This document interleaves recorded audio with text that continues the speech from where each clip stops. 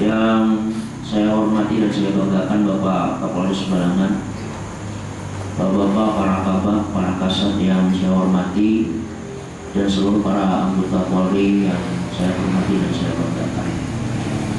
Alhamdulillah, di kesempatan pagi yang cerah ini kita kembali bisa berkumpul, bertatap muka, bermuajah di musola yang kita cintai ini, Musola An-Nur Polres Balangan, dalam rangka pembinaan rohani di setiap pagi pada hari Rabu ini. Mudah-mudahan apa yang kita laksanakan ini mendapat ridha dari Allah Subhanahu wa taala dan bisa bermanfaat bagi kita dunia dan akhirat. Amin Allahumma amin.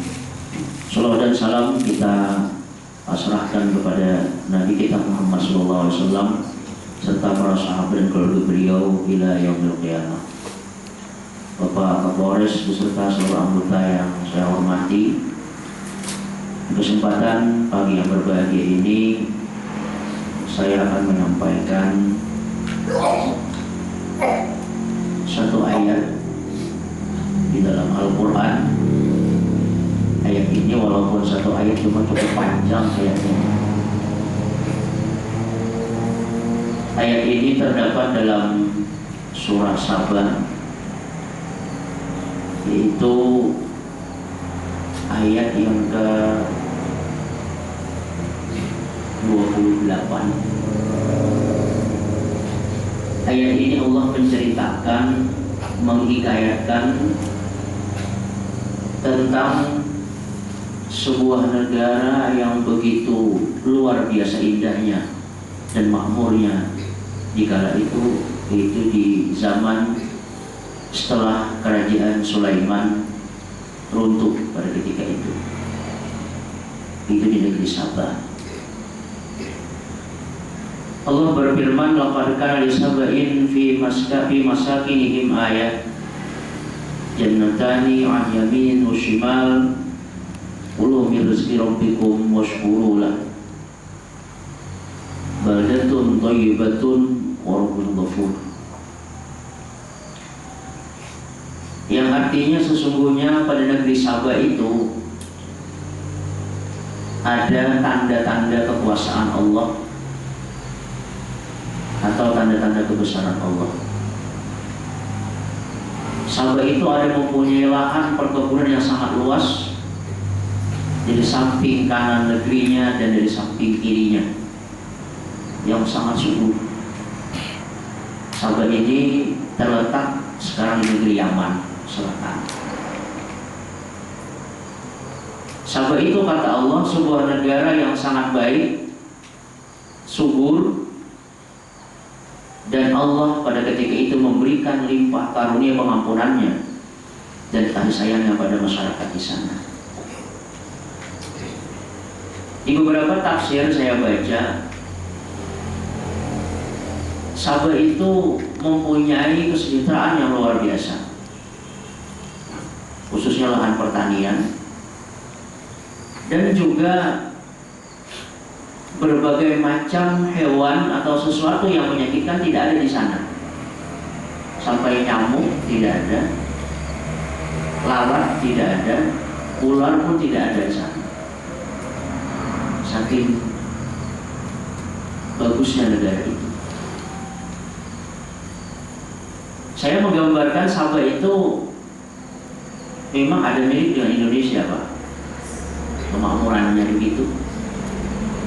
Sampai saya pernah tinggal di Saudi itu 3 tahun berbelajar di sana. Ada orang Arab bilang sama saya, Indonesia itu kata dia, saya lihat negara yang sangat subur. Dia bilang al-asa, asa itu tongkat, Pak. Kalau ditanam bisa tumbuh kata dia. Tapi kalau di Saudi sini tumbuhan ditanam jadi tongkat. Saya pikir-pikir, tongkat apaan? Mungkin kira-kira batang kayu, ubi kayu itu kira-kira, gumbili itu, atau pohon dadam kan, seperti itu. Dia bilang seperti itu, dia bersyukur seperti itu. Ada lagi orang Palestina yang bilang sama saya pada ketika itu, Kalau Anda nanti pulang ke Indonesia, Anda masih bisa bergembira, Pak, kata dia sama saya. Bendera Indonesia tertancap di negaranya dengan baik, bahkan di pipi dia berkibar dengan baik. Tapi kalau kami orang Palestina pulang ke negara kami, apa yang kami dapatkan di sana? Itu jauh dari bicara kita. Yang kita bicara adalah soal tongkat tadi. Dan saya pernah bilang, Makkah itu sebuah negara yang gersang. Kalau pernah ke Makkah, hampir penghidupan tidak bisa diharapkan di sana. Itu persis seperti yang dikatakan oleh teman saya tadi. Tanaman ditanam akan jadi tongkat di sana, gersang. Tapi kenapa negara Makkah itu dan sekitarnya, Saudi Arabia itu bisa makmur? Itu karena doa Nabi Ibrahim alaihissalam. Ibrahim mendoakan, ya Allah, datangkanlah semua buah-buahan ke negeri Mekah ini dan jadikan hati semua manusia kepingin ke sana. Tahwi ilaihim. Jadi Mekah itu, siapapun masuk negeri Mekah, dia tidak akan kelaparan, Pak. Pasti aman. Dia tidak akan kelaparan. Makmur, padahal negaranya tidak memberikan kemakmuran secara alamiah, tapi doa Ibrahim. Indonesia ini yang tanpa doa siapapun diberikan seperti ini negara kita. Syukur alhamdulillah. Tidak ada Nabi Ibrahim. Kita kan tidak punya nabi di Indonesia ini. Paling-paling orang yang ngaku-ngaku jadi nabi. Kalau punya nabi kan hampir tiap tahun ada. Yang baru-baru ini kan di Bogor Nabi Cecep gitu. Di Barabai juga pernah, Pak, tahun 2009 kemarin saudara kita Nasruddin, dia mengubah syahadat asyhadu an la ilaha illallah wa asyhadu anna Nasruddin Rasulullah, begitu. Tahun 2013 kemarin saya ceramah di Kota Baru, ada yang ngaku jadi nabi, namanya Tukiman, gitu. Masya Allah. Jadi yang paling banyak itu kelihatannya seperti dari seberang yang mau nabi, gitu. Dari lokal. Lalu pertanyaannya, kenapa negara kita ini yang sudah merdeka sekian tahun, puluhan tahun, 60 tahun lebih, tapi belum kelihatan kemakmurannya? Mungkin menurut ulama besar dari Mesir, kata beliau, dalam kehidupan ini ada sesuatu yang sering dilupakan, itu berkah. Ini yang sering disampaikan ulama-ulama kita. Dan berkah itu kalau diberikan oleh Allah kepada sesuatu apapun, dia akan menjadi baik, Pak. Begini, orang sering berpikir seperti ini. Ada di antara paham orang Islam di dunia ini yang anti berkah, Pak. Itu kalau melihat ada ngambil berkah langsung musyrik, syirik, begitu dia bilang. Itu paham orang Saudi seperti itu. Ka'bah itu kalau didekati, dicium-cium, katanya musyrik, ini batu, nggak ada manfaatnya. Sebenarnya Allah itu akan memberikan berkah pada sesuatu itu sudah diberi berkah, dia akan menjadi baik. Ka'bah itu cuma bangunan, Pak, batu biasa.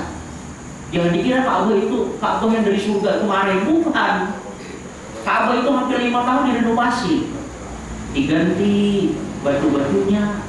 Tapi kan orang selalu tertarik ke sana.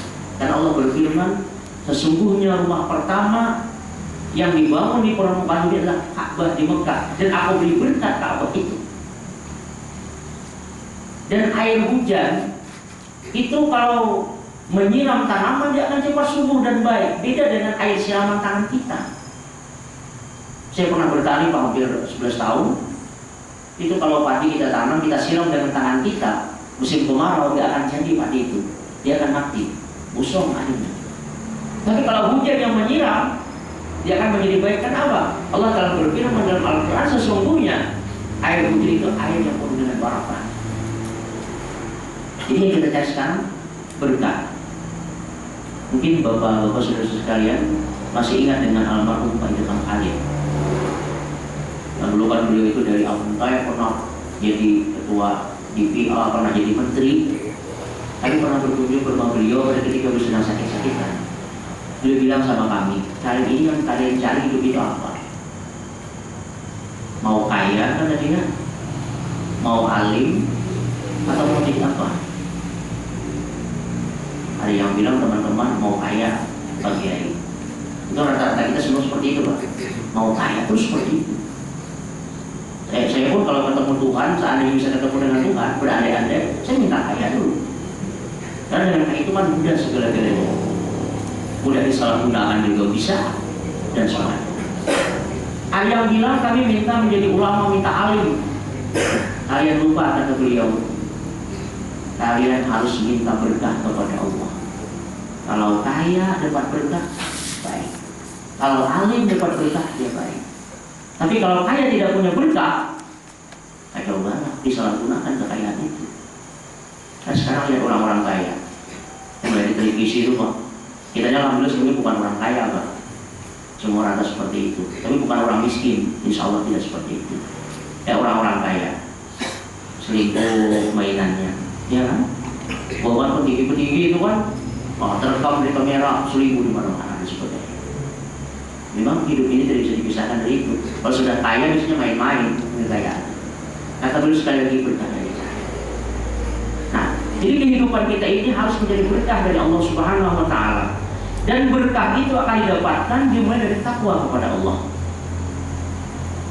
Memang dalam sebuah keyakinan agama kita, Pak, itu yang namanya orang masuk surga itu bukan karena amal dan ibadah, tapi karena rahmat Allah. Tapi rahmat Allah tidak akan didapat kalau tidak takwa kepada Allah. Takwa dengan hati yang luas. Nah, kembali ke masalah kita tadi. Jadi orang sering bilang kalau kami berkah itu musuh sebagainya, tapi tidak seperti itu Pak, sesungguhnya di sana. Batu permata kita itu ada yang punya berkah, ada yang tidak diberkahi seperti itu. Saya pernah baca sebuah kitab, kalau orang punya cincin, kemudian batu permata itu dari tirus Pak. Tirus itu kan batu yang agak gelap-gelap, nggak bagus. Tapi kalau dipakai itu, Allah akan melindungi orang itu pada ketika dia berjalan jauh daripada musibah. Ada orang yang pakai mata cincinnya yakut, itu kan membawa kepada kecerdasan. Itu diberikan berkah oleh Allah. Jadi berkah akan menjadikan sesuatu yang baik. Kembali ke tafsir kita. Pada ketika itulah negeri Sabah diberikan kemuliaan oleh Allah. Begitu tenang dan nyamannya, masyarakatnya makmur pada ketika itu. Tapi akhirnya kata Allah, maka farat di anhumillah. Dalam kemakmuran itu, mereka bukan menambah dekat dengan Allah, tapi mereka malah kufur kepada Allah. Dan tipe manusia itu ada dua macam Pak.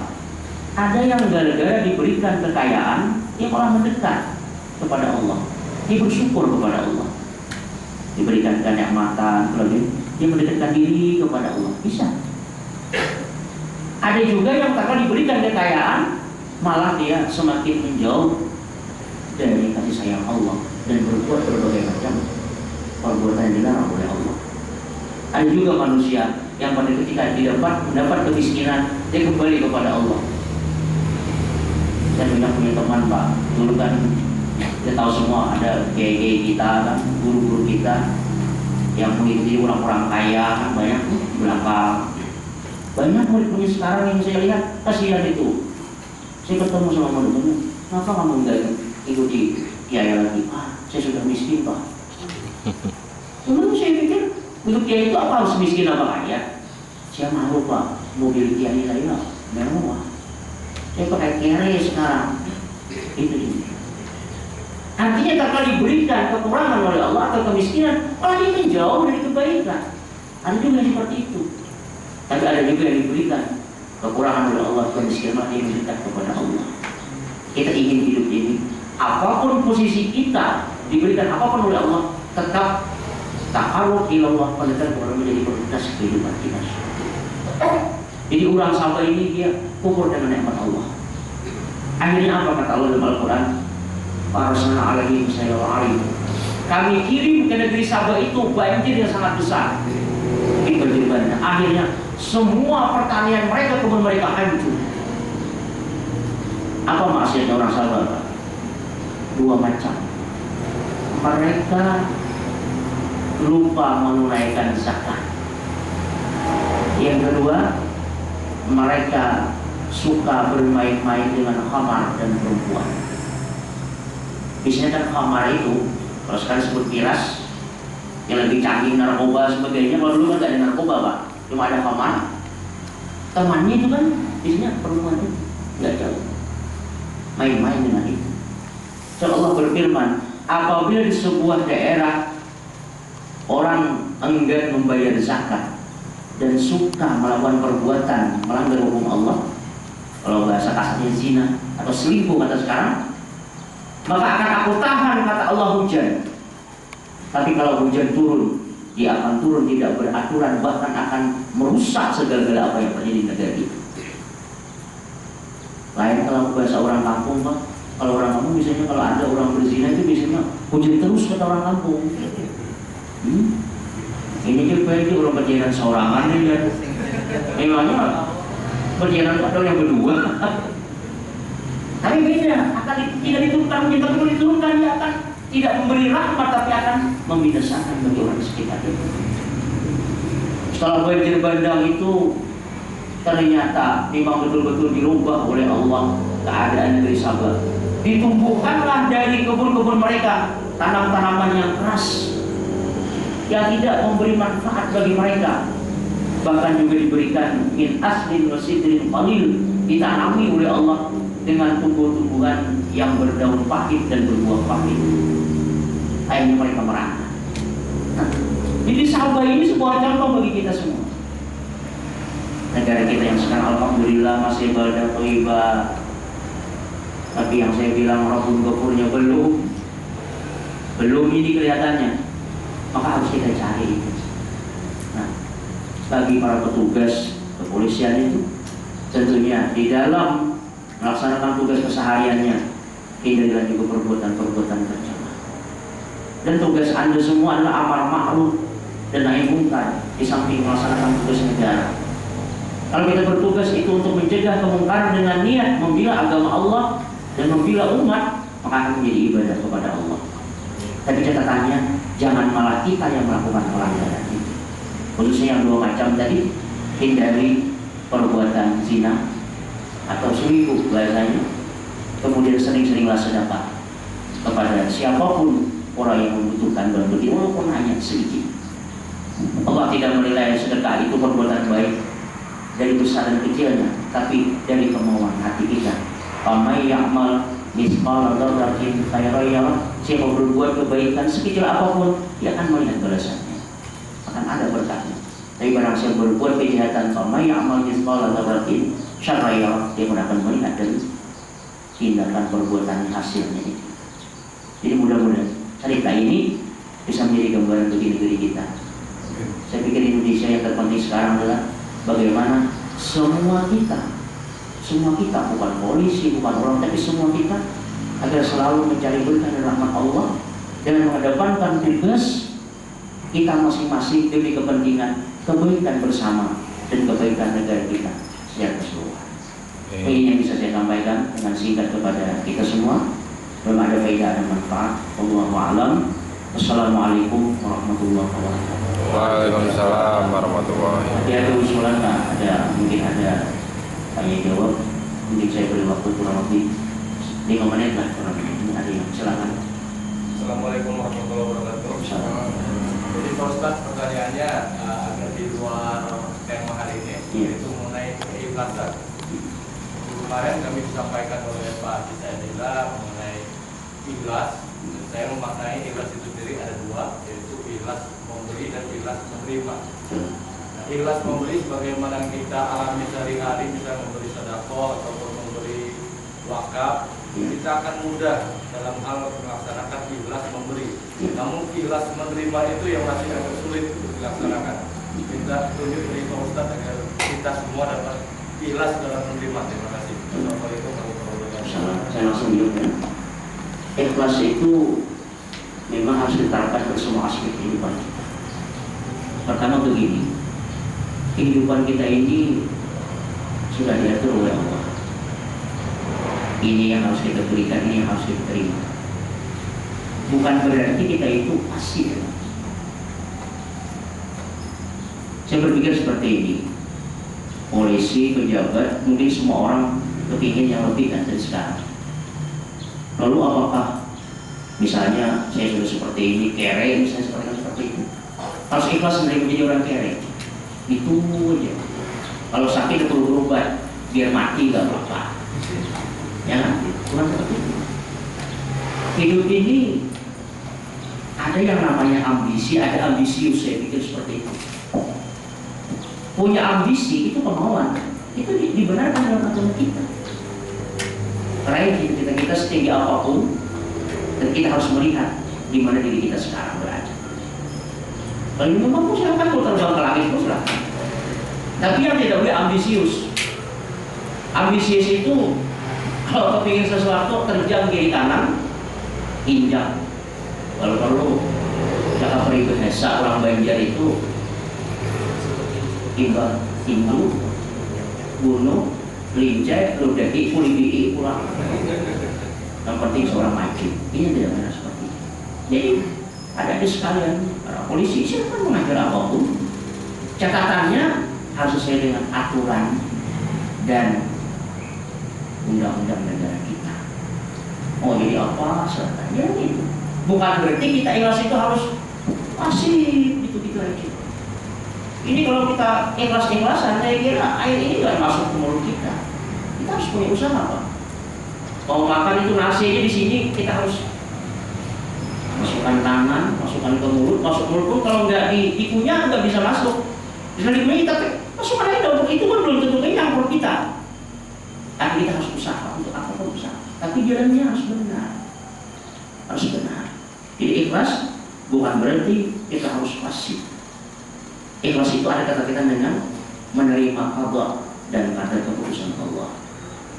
Tapi kita sebagai makhluk Allah diberikan ada kekuatan pemikiran, tasbih wa ikhtiyari, usaha dan kerja. Kita kerja, kita berusaha. Ya terima yang diberikan oleh Allah sekarang dengan lapang dada. Tapi ya Allah, aku masih mau ingin maju, tapi jalannya harus jalan yang benar. Ini seperti itu. Terima kasih. Ada lagi mungkin?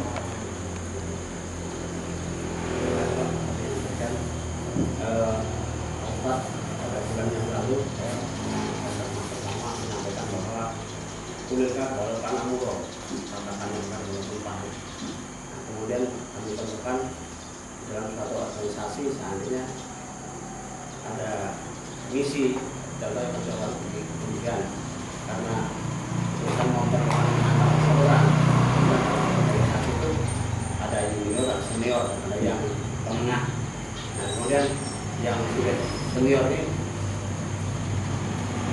memelencengkan artinya itu ada tujuan kita mau menangkap seorang. Kemudian yang salah satu oknum ini memberitahu kepada orang yang mau ditangkap. Nah itu termasuk pengkhianatan atau termasuk kalau dalam agama itu termasuk kafir atau munafik. Nah kemudian hukumnya apa Pak dalam agama? Sebegini Pak, ulil haqqa wal murah sampaikan oleh walaupun pahit. Betul. Di dalam agama itu seperti ini Pak. Ada dakwah itu punya teori. Wa ila sabili rabbik bil hikmah wal mau'izatil hasanah. Menyampaikan sesuatu itu harus dengan bil hikmah, dengan kebijakan dan nasihat yang baik. Terkadang suatu perkara Pak, sebelum masuk ke sana Pak, suatu perkara itu hak, tapi karena menyampaikan tidak tepat, lalu seperti hak itu tidak benar jadinya. Ini ada suatu teknik dan teori yang baik dalam menyampaikan sesuatu itu. Artinya walaupun dia sebuah yang pahit, tapi kita harus menyampaikan ini dengan betul-betul sekiranya bisa diterima oleh siapapun karena itu. Tapi kalau yang namanya kita ingin melaksanakan sebuah tugas misalnya, kemudian dihalang-halangi, itu saya kira itu sebuah pelanggaran dalam agama kita maupun pelanggaran dalam aturan. Tidak benar saya bilang seperti itu. Kalau kafir enggak, insya Allah enggak. Kalau munafik tapi itu suatu pelanggaran. Jadi itu jangan dilakukan. Jangan dilakukan. Jadi tak kala semua kita ingin menegakkan sesuatu, mari kita bersama-sama dan menegakkan kebenaran itu dengan bersama-sama. Jangan ada satu sama lain yang berpikiran aneh-aneh. Kalau seandainya memang ada teori lain, tapi tujuannya sama, silakan. Jalan berbeda, tapi tujuannya adalah sama untuk kebenaran dan tetap hukum. Ini seperti itu. Makasih. Ini ada lagi satu. Ya. Masalah kebenaran yang saya Ya. teman juga. Ya. Saya juga pernah menyampaikan waktu acara mendukung yang bersangkutan Kayak mau orang.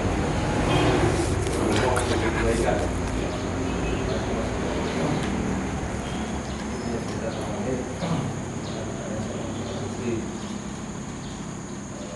Mana?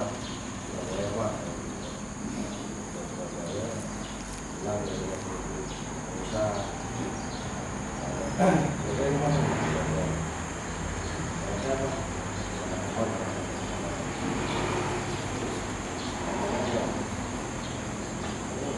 Sebenarnya kalau bohong itu kebaikan apa enggak?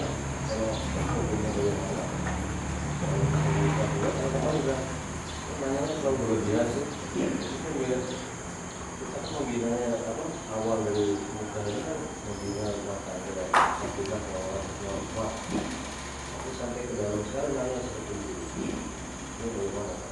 Begini, dalam Islam itu bohong pada dasarnya nggak boleh, diharamkan.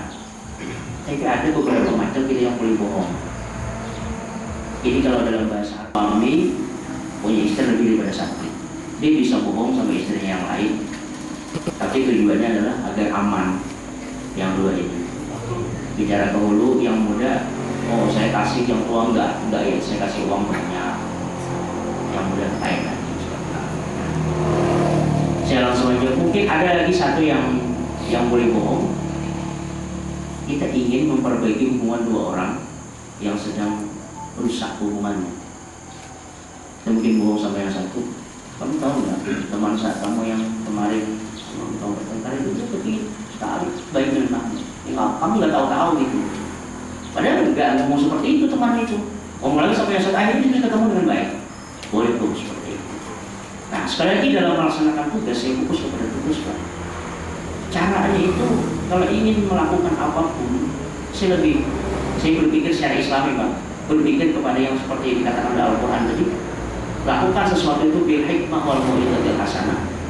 Dengan hikmah dan mau'izah, dengan masukan, mungkin tahapan-tahapan, tapi tegas ayatnya, tujuannya begitu. Nah, itu tujuannya itu. Jadi apa yang kita lakukan? Ini tujuannya.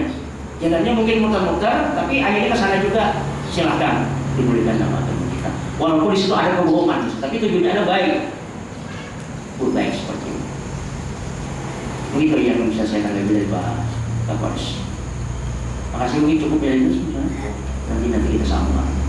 Wallahu a'lam. Assalamualaikum warahmatullahi wabarakatuh. Waalaikumsalam warahmatullahi wabarakatuh.